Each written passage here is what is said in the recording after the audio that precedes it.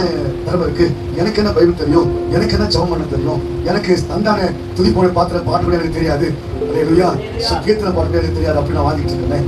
என்னையா ஆண்டவருக்கு பயன்படுத்த போறாரு அப்படின்னு இப்போ நீ சிந்தனை பண்ணிட்டு இருக்கிற. சோத்திரம் யோசனை இல்லைன்னு தூக்கி போட்ட கச்சாரில தான் சோத்திரம் அழகான இனிமையான சோத்திரம் அந்த ராட்சசத்தை கர்த்தர் உருவாக்குறார். உபயோகப்படாத உபயோகம் இல்லாத ஒரு பாத்திரத்தை தான் அது அற்புதம் செய்யறார். பயன்படுத்த முடியாத பாத்திரம் தான், உடைந்த பாத்திரம் தான். எல்லாருக்கும் தெரியாது உடைந்த பாத்திரம்னு, ஆனா உடைந்த பாத்திரத்தை எடுத்து ஆண்டவர் பயன்படுத்துகிறார். பரிசுத்த ஆவியை இந்த மண்பாண்டத்துல பெற்றிருந்தார். மண்பாண்டத்துக்கு விட பொக்கிஷம் இருக்கு.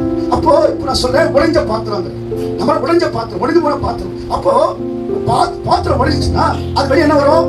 நம்ம பாத்திரத்தை விட பொக்கிஷம் இருக்குமா? இந்த மண் பாத்திரத்தை விட பொக்கிஷம் இருக்கிறது. ஆவியான பரிசுத்த ஆவி முத்திரைப்பட்டிருக்கிறது. அப்போ இது இந்த பாத்திரம் உடைஞ்சா என்ன வெளியே வரும்? பொக்கிஷம் வெளியே வரும். பாத்திரம் எதை பார்ப்பாங்க? உன்னுடைய பொக்கிஷத்தை பார்ப்பாங்க, உனக்கு அபிஷேகத்தை பார்ப்பாங்க. அப்போ நீ உடைஞ்சுதான் ஆகணும்.